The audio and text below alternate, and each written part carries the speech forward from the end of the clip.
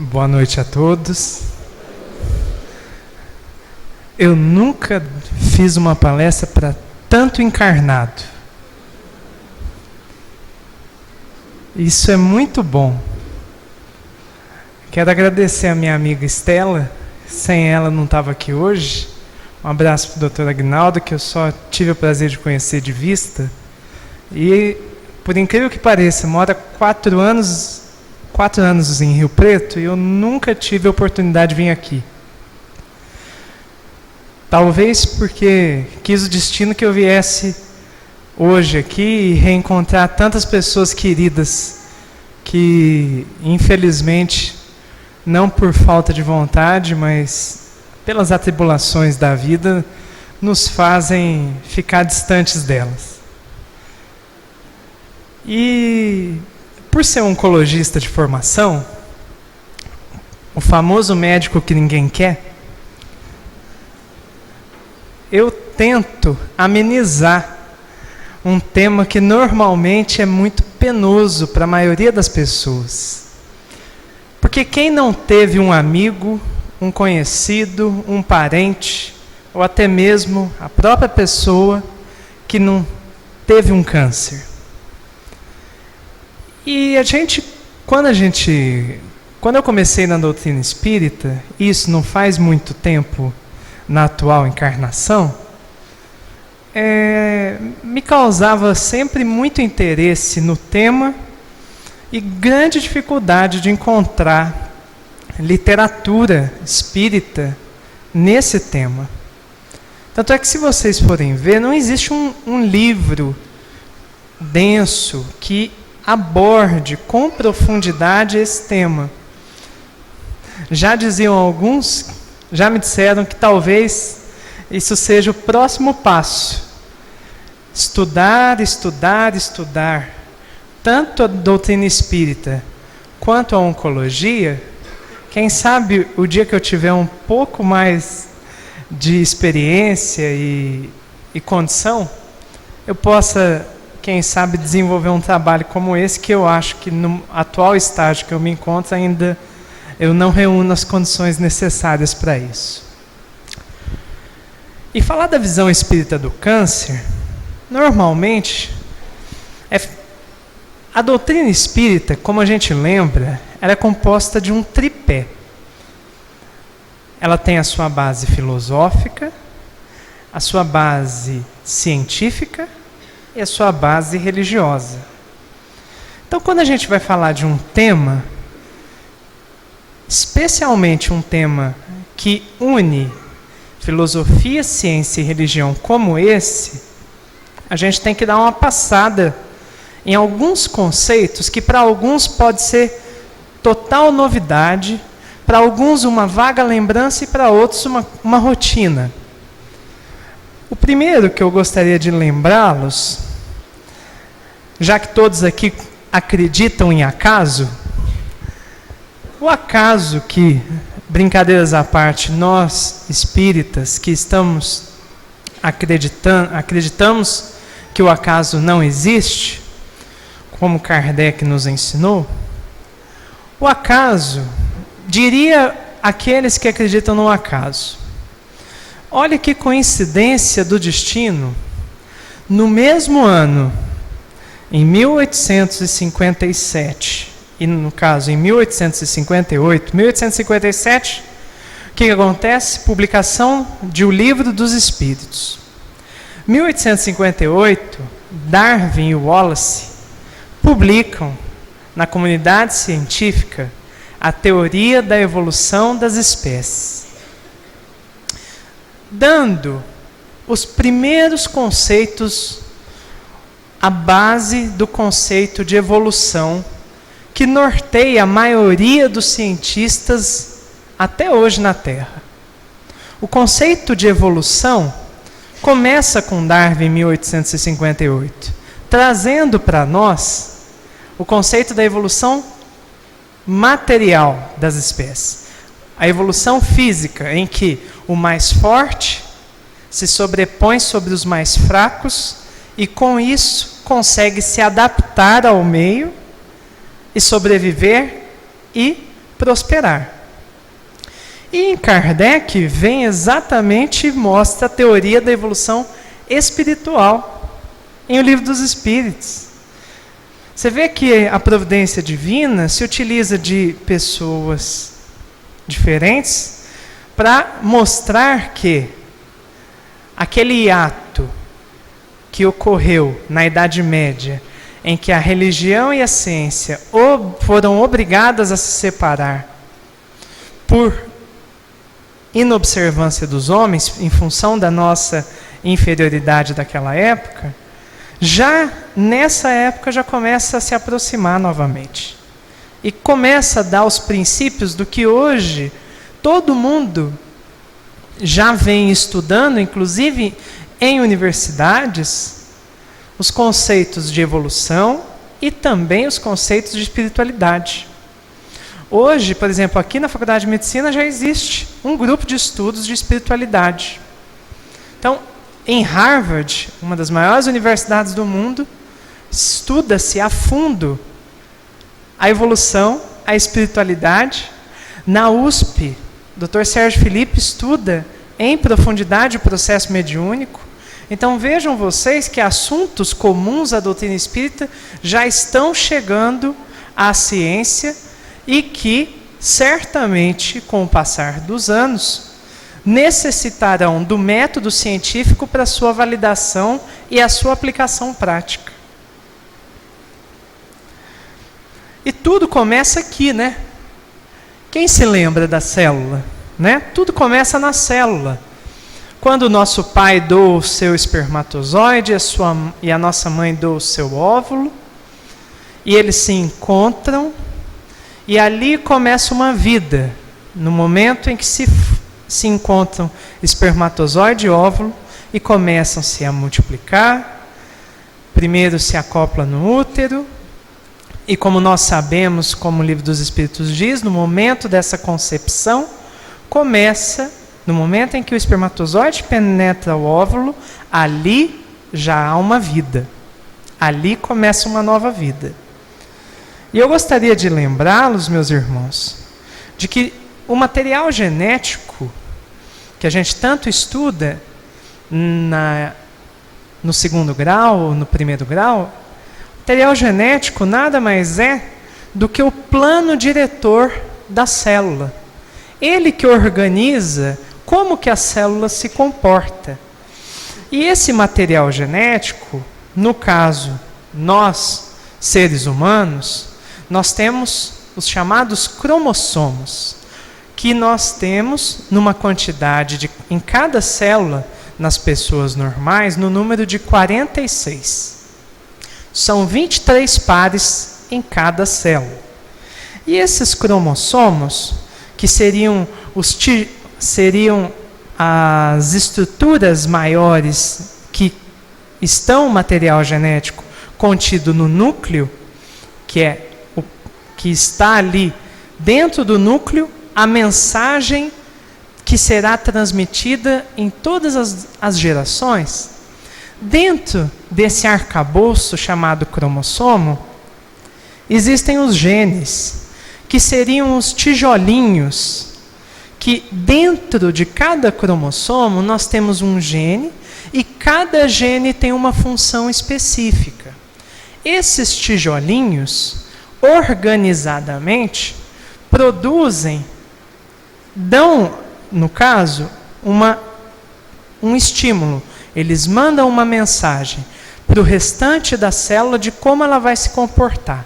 E a mensagem que o gene manda, ela vai através das proteínas. Então, ele manda a mensagem, o nosso tijolinho manda a mensagem para que a nossa célula ou cresça, ou se multiplique, ou em alguns casos morra, ou em alguns casos se transforme, ou causa o que a gente chama de mutação, que é uma mudança da célula. E isso fica tudo contido dentro de uma dupla hélice que a gente vê aqui. Essa dupla hélice é o famoso DNA. Então, o DNA está todo enovelado dentro do núcleo. E dentro do nosso DNA nós temos à disposição dele. Nós estamos organizados com cromossomos e genes, que na grande maioria estão localizados no núcleo de cada célula. E esses genes mandarão mensagens através de proteínas. Ficou muito difícil? Espero que não. Espero que todos tenham conseguido acompanhar essa linha, porque isso vai ser fundamental para a gente entender o processo biológico e como o processo biológico tem interferência direta no espírito que passa pela prova. Então, só para relembrar, nós temos a célula, o DNA está todo enovelado nos 46 cromossomos, temos os genes, no caso, tudo isso compõe o DNA, e as mensagens são as proteínas. As proteínas mandam a mensagem que o gene, que o DNA produziu. Então, regra geral, nós temos uma célula que, na maioria das vezes, isso é uma coisa que a maioria das pessoas não sabe, o câncer, ele não é hereditário. Quer dizer, se a minha família teve um câncer de mama, se a minha mãe teve um câncer de mama, obrigatoriamente, assim, há uma grande chance da filha ter câncer de mama? Sim. Mas se a gente fizer uma pesquisa genética, a gente vai ver que muitos cânceres de mama, na grande maioria das vezes, só acometem uma pessoa na família. Aí vocês vão perguntar assim, mas Gustavo, me fala o seguinte, se eu tenho muita história de câncer na minha família, é tudo a mesma coisa? Com certeza não é. E a grande maioria dos cânceres não tem relação nenhuma. Então, por exemplo, a maioria das pessoas que tem um câncer de pulmão tem pelo seu hábito de fumar. Logicamente, trazem uma predisposição genética, mas o efeito ambiental é muito importante para que ela venha a ter o câncer. Então, é mais relacionado hoje. O câncer está mais relacionado com a nossa ação do que com aquilo que a gente está herdando. O material genético, ele é importante? É sim, ele predispõe. Mas se não tiver o ato, se não tiver o fator que vai induzir, raramente nós teríamos. Há uma estimativa da Organização Mundial de Saúde que 30% dos cânceres do mundo deixariam de existir se o cigarro e a bebida não existissem. Então, vejam vocês como a influência ambiental, a influência dos hábitos tem forte relação. E não a influência do nosso material genético.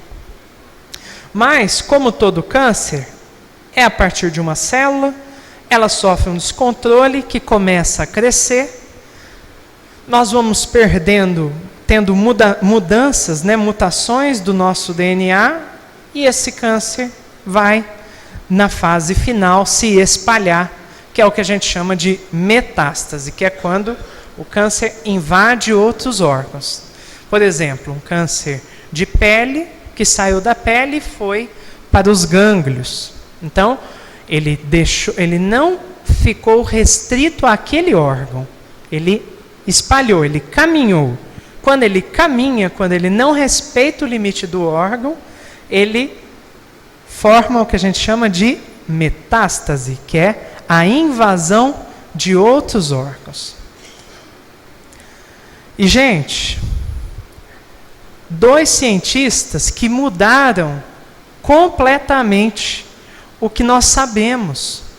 Em 2001, foi publicado o Projeto Genoma Humano. O Brasil ajudou com 30% da codificação do genoma humano, foi feito no Brasil. E esses dois senhores, Dr. Francis Collins, que era o responsável pelo consórcio público americano, e o Dr. Craig Venter, que é o dono de uma empresa, então que fazia parte do consórcio privado, eles ficavam disputando para ver quem que terminava primeiro o sequenciamento do genoma humano. Sabe qual foi a diferença entre um e o outro? Um dia. Foi só isso. E ambos conseguiram chegar às mesmas conclusões. Quais? Que nós temos genes. Muito bem. Identificamos os genes, abrimos um livro e vimos os tijolinhos. Só qual o problema? A gente não sabe a mensagem do livro. Por quê? Porque a gente não consegue interpretar a proteína. Então, passada essa fase, hoje a gente estuda o que é chamado do projeto proteoma humano. Então, a gente abriu um livro, viu uma sopa de letrinha, mas não consegue ler. Só que isso tem uma importância fundamental, porque todos os tratamentos estão hoje sendo dirigidos aos genes que predispõem ao câncer. E foi apresentado nessas duas revistas científicas. Aí vocês estão me perguntando, mas o que isso tem a ver com o espiritismo? Por que o Gustavo quis falar exatamente de uma parte tão científica numa palestra espírita? Porque, queridos, no livro Genética e Espiritismo, do autor Eurípides Kuhl, ele traz a seguinte informação para nós.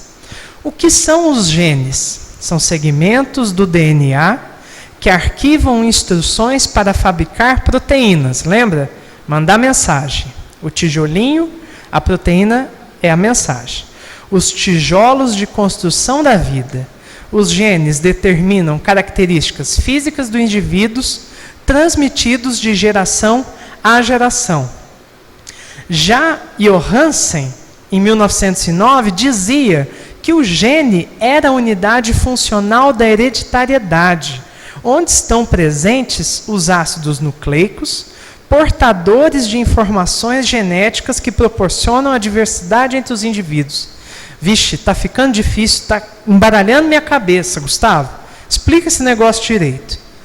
Gente, é muito simples. Quando a gente recebe o óvulo espermatozoide, ali fica definido o que nós vamos trazer de herança. E essa herança vocês se lembram lá no Livro dos Espíritos, quando eles falavam assim, como se acopla o corpo físico ao perispírito? Alguém se lembra dessa pergunta de O Livro dos Espíritos? A resposta dos Espíritos, ele diz o seguinte: o corpo se liga ao espírito, ao perispírito, átomo a átomo, molécula a molécula. E eu ponho ainda mais uma coisa, DNA com DNA. Porque perispírito não é material? Não faz parte da matéria? Da nossa crosta? O perispírito de cada espírito encarnado na Terra não é retirado de substâncias próprias da Terra? Então, será que o perispírito tem gene também? Será que o perispírito também tem DNA? Ou será que é tudo a mesma coisa? Só que a gente só está olhando com ópticas diferentes. Ou nós só temos aparelhagem e evolução científica nesse momento para olhar o corpo físico e não olhar o perispírito? Aí, queridos irmãos, vem o Eurípides Kuhl e fala o seguinte: os genes teriam ligações com outras energias mais evoluídas, com potencialidades imensas, um elan vital, uma linha vital, uma essência, uma verdadeira energia espiritual com funções extensas e altamente complexas, fornecendo melhores equações na avaliação do mecanismo evolutivo da vida. por que reencarnamos? Não é para evoluirmos? Se acreditamos que a reencarnação é a prova incontestável da bondade de Deus,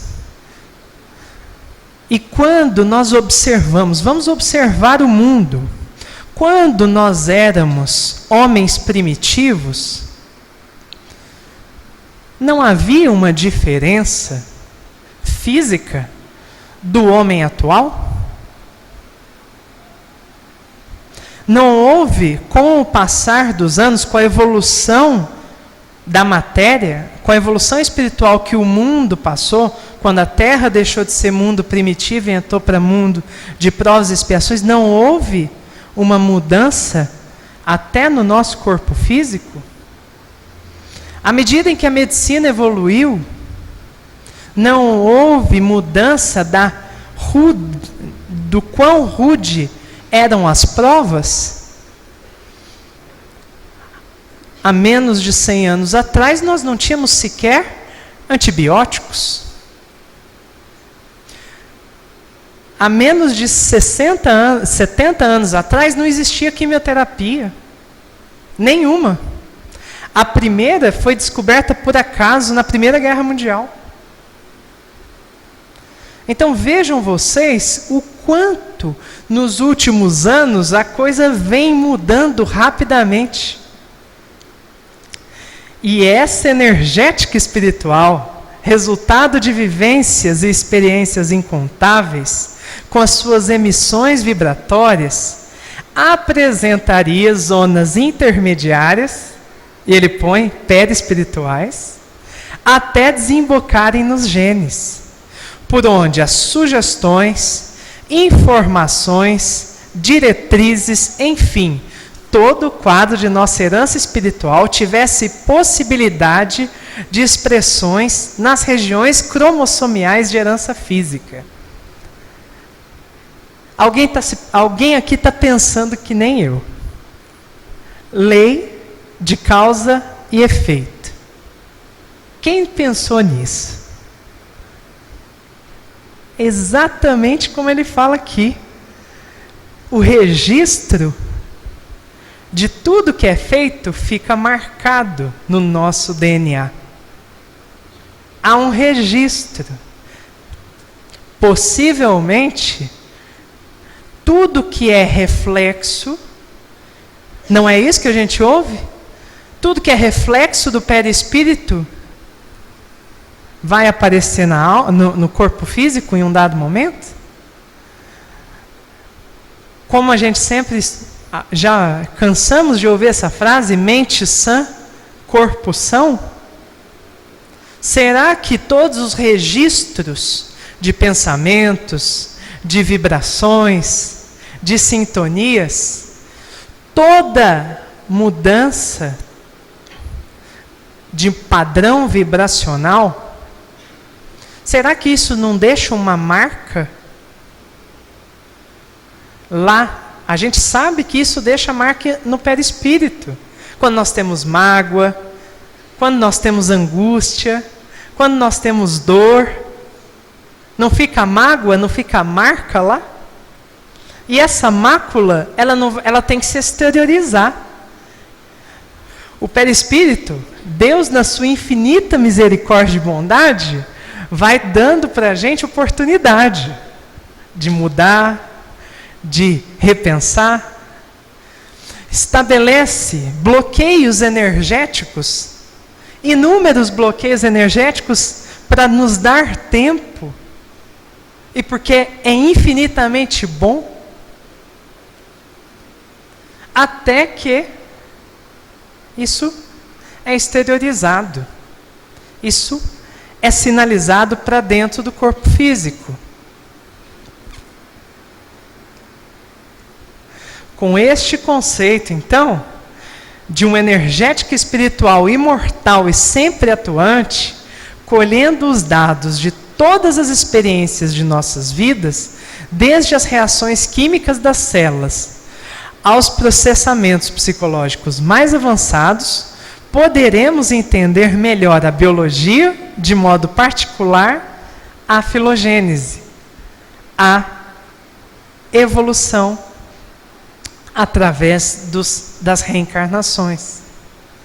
Vejam vocês que o conceito, quando nós falamos que Deus está dentro de nós, que a lei de Deus, quando ela é modificada, isso não é um senhor que vai apontar o dedo para nós. Por quê? Porque o princípio de que Deus, da lei de Deus, está impresso na nossa consciência, que está no Espírito. E isso, quando a gente se desvia dela, isso gera o quê? Uma repercussão perispiritual. E essa repercussão perispiritual gerará dor no futuro. Jorge Andréa, um outro colega médico, psiquiatra em forças sexuais da alma, já fala assim, ó: os genes representam uma energia, um campo de transição entre matéria e espírito. Seria uma energia mais condensada, em face das demais do psiquismo da zona inconsciente, chegando quase à condensação da matéria, mas ainda energia, e impossível de revelação pelos métodos científicos atuais. Quando a gente lê essa frase, transição entre matéria e espírito, o que vem na cabeça da gente? Não ouvi. Perispírito. Não é isso? Não é o corpo do espírito, o perispírito? E a conexão entre matéria e espírito não ocorre no perispírito? Então nós temos genes no perispírito, sim. E o que Emmanuel nos diz? As leis da genética encontram-se presididas por numerosos agentes psíquicos, que a ciência da Terra está longe de formular dentro dos seus postulados materialistas.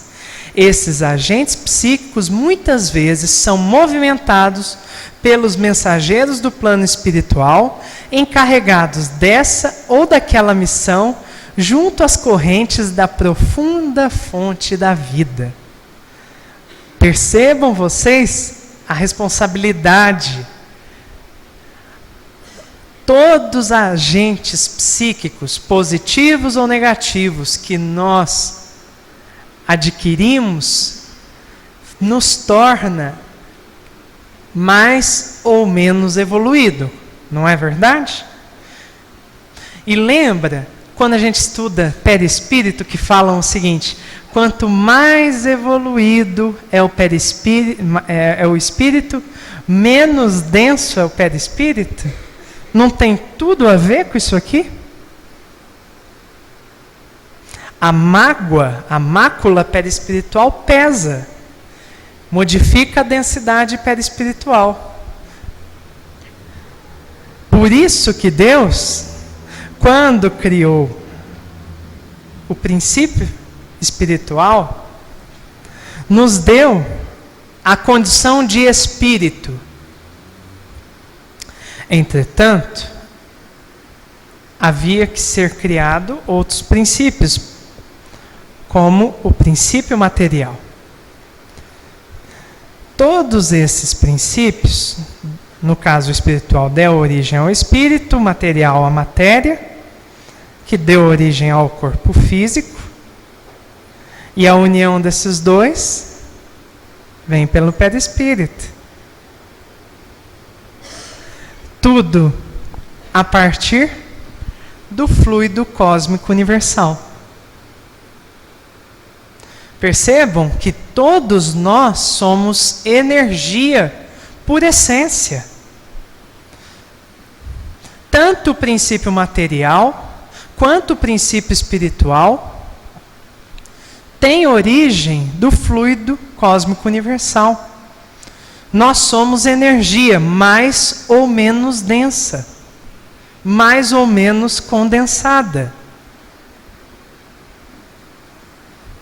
Por isso que nós temos que entender que fluido, que dá essa ideia de uma substância líquida ou gasosa, tem um conceito um pouquinho diferente para Gabriel Delany, quando ele fala que fluido são estados da matéria, o fluido universal são estados da matéria em que ela é mais rarefeita do que no estado conhecido sob o nome de gás.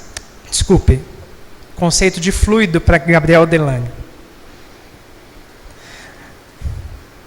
E nós sabemos que graças a esse fluido nós temos origem a matéria elementar primitiva, que ela é etérea, que ela é imponderável, mas também ela pode se materializar.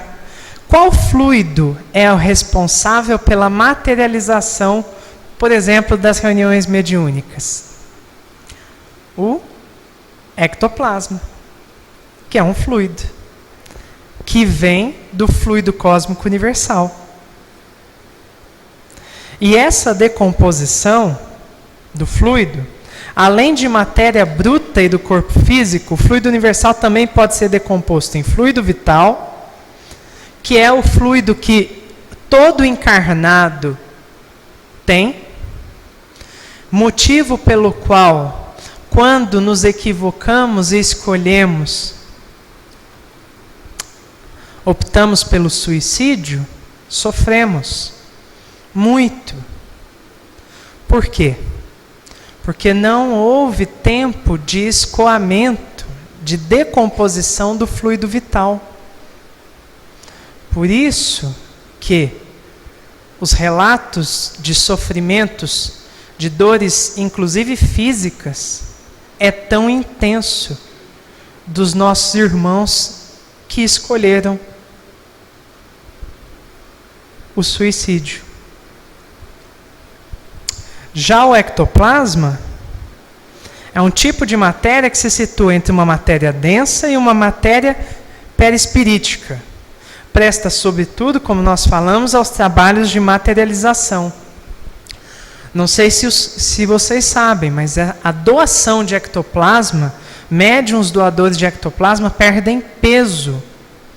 Dependendo da quantidade de ectoplasma que é doado numa reunião, eles chegam a perder 2, 3, 4 quilos, até mais. Por quê? Porque é substância, isso é físico.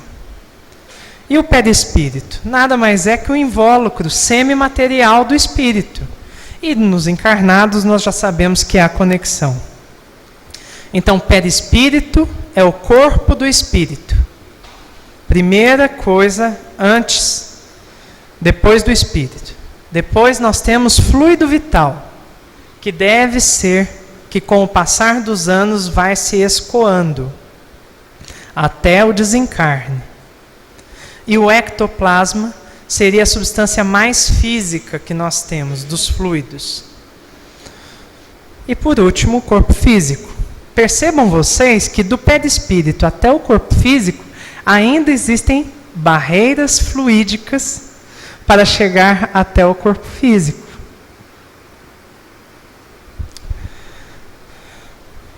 Mas há um ponto fundamental desse estudo que a gente vai entender agora.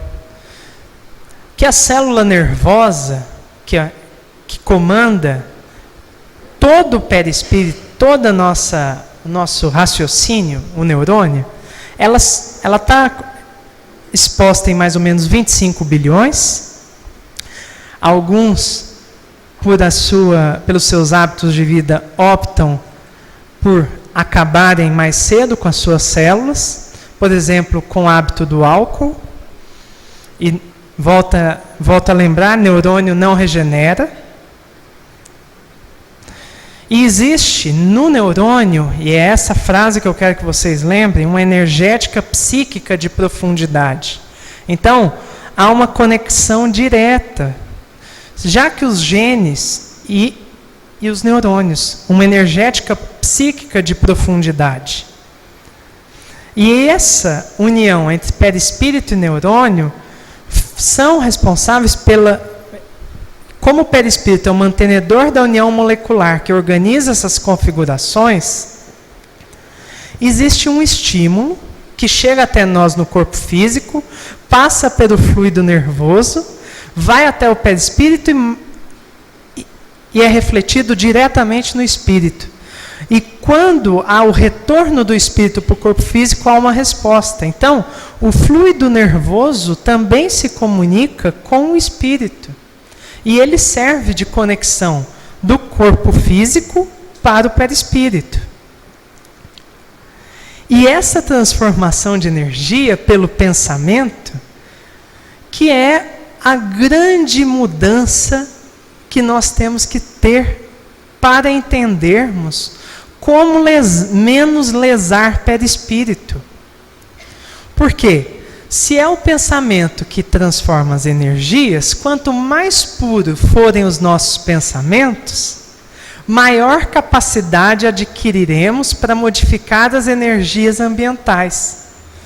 O exemplo, um ser equilibrado e cheio de energia espiritual, ele é como uma luz no meio da escuridão, não tem receio de entrar em lugares fétidos e por onde passa não irradia um magnetismo confiante.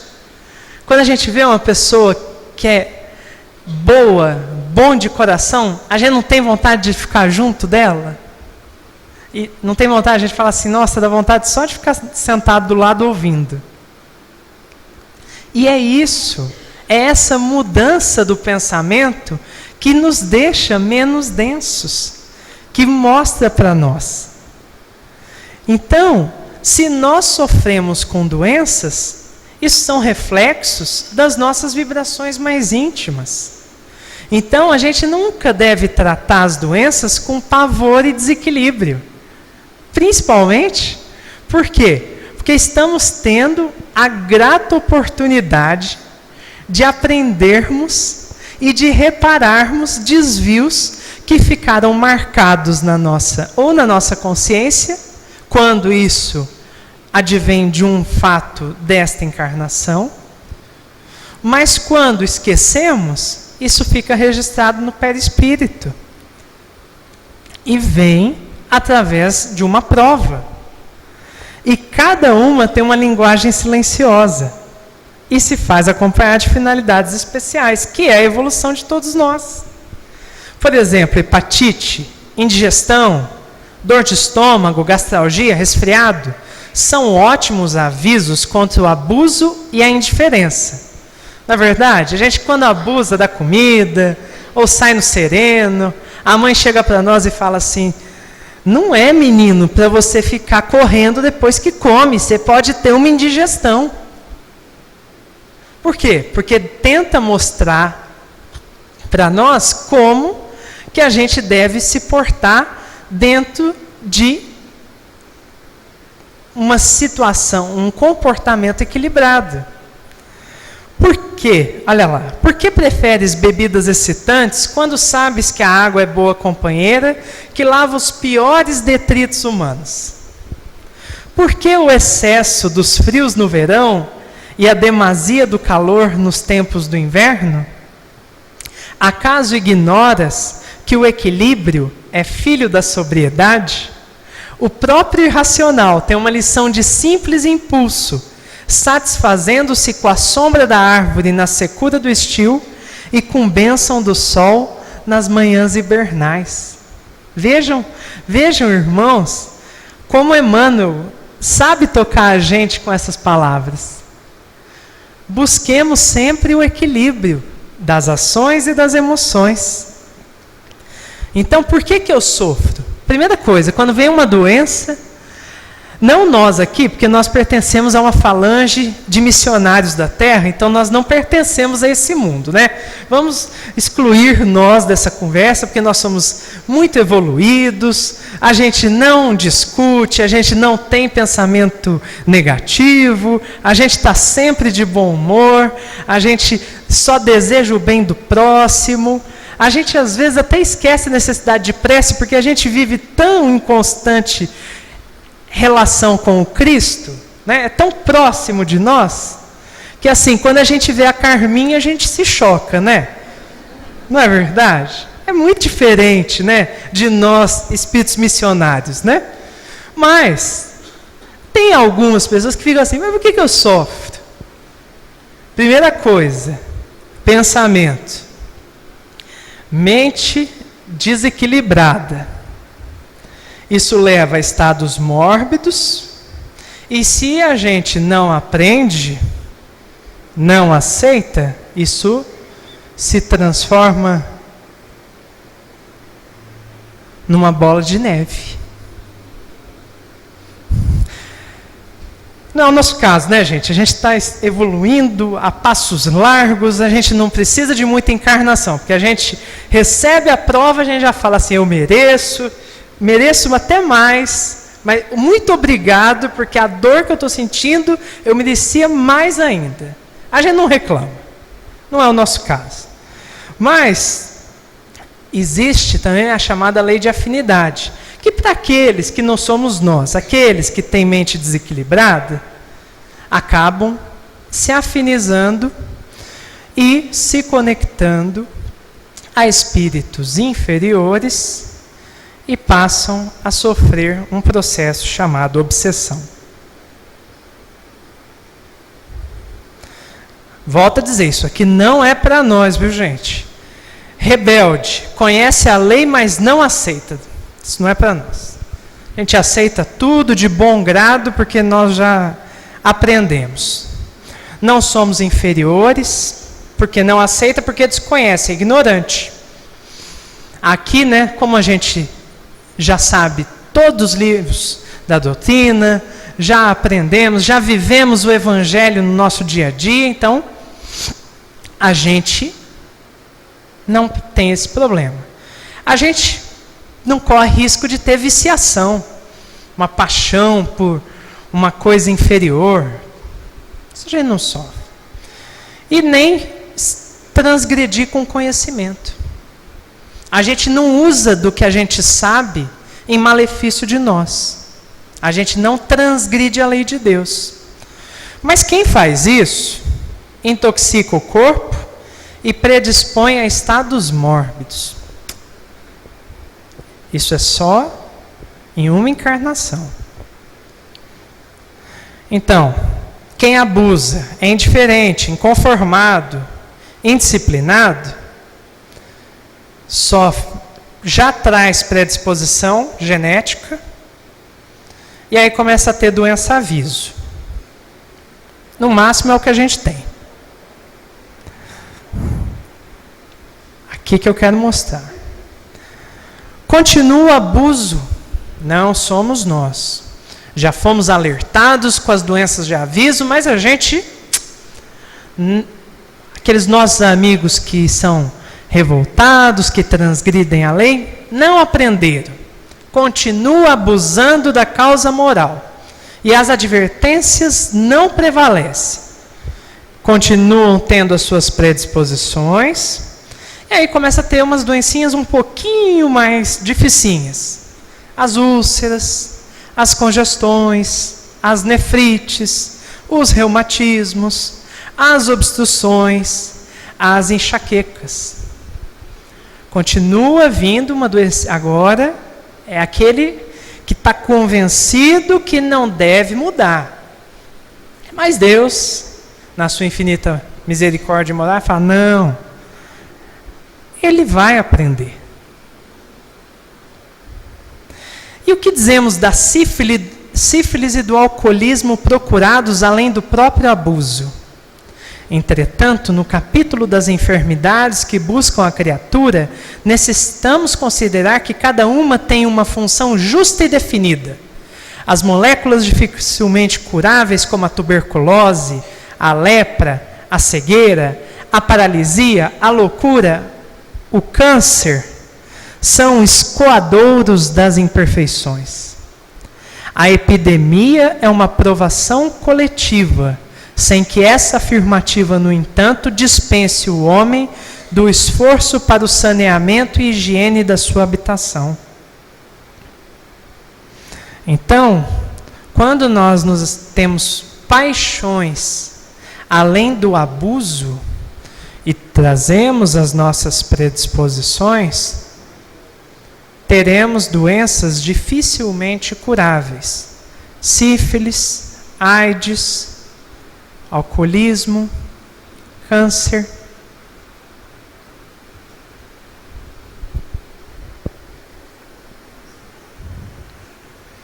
aqui: tuberculose, hanseníase, câncer, loucura, cegueira, paralisia. Percebam, irmãos, como a doença tem relação direta com a predisposição, mas principalmente existe uma causa moral.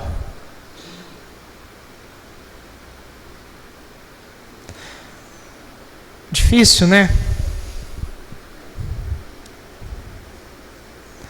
Há dores íntimas ocultas ao público, que são aguilhões salvadores para a existência inteira. As enfermidades oriundas dos acidentes imprevistos são resgates justos. Os aleijões são parte integrante das tabelas expiatórias, e a moléstia hereditária assinala a luta merecida. Cada um segundo seus atos. Só que nós pensamos como espírito encarnado, e esse é o erro.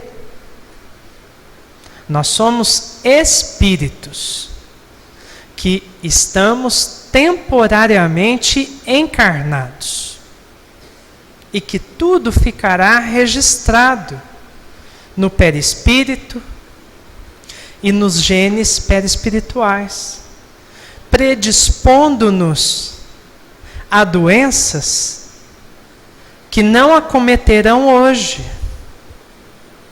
podem nem acometer nessa encarnação.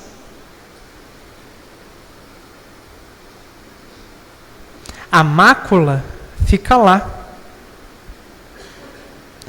Por meio da pluralidade das existências, ele, o Espiritismo, ensina que os males e aflições da vida são muitas vezes expiações do passado, bem como que sofremos na vida presente as consequências das faltas que cometemos em existência anterior, e assim, até que tenhamos pago a dívida de nossas imperfeições, pois que as existências são solidárias umas com as outras. Isso quem nos diz é Kardec.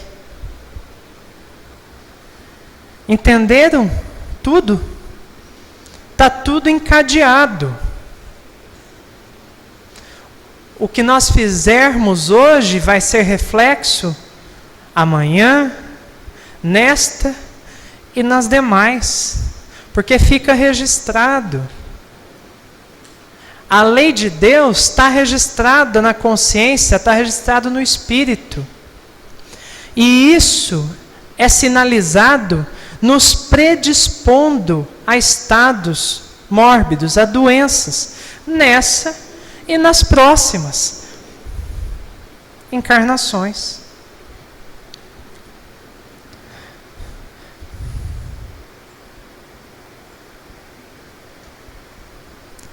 Jesus já nos disse: estas coisas vos tenho dito para que tenhais paz em mim. No mundo passais por aflições, mas tende bom ânimo. Eu venci o mundo. Não adianta sentarmos e lamentarmos. Nós temos o dever de vivenciar o Evangelho, não porque Deus quer, não porque Jesus quer, mas porque nós sabemos,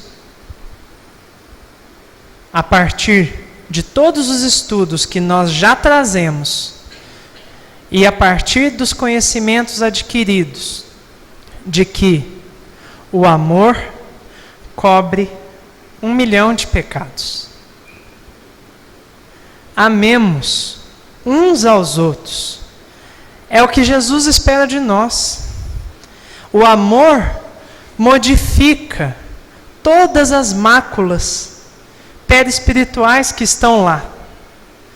Por isso que aquilo que nós fazemos de mal para alguém, nós não teremos que resgatar com ou para aquela pessoa, porque aquilo fica impresso em nós. Jesus nos ama, meus irmãos. A doutrina espírita nos traz todos os conhecimentos necessários para que nós nos convençamos cientificamente, filosoficamente, religiosamente, de que é mais fácil amar, pois assim aliviaremos as nossas dores, as dores de todos aqueles que sofrem, e certamente, com isso, colheremos paz, harmonia, sintonia e mudança perispiritual. Muita paz a todos.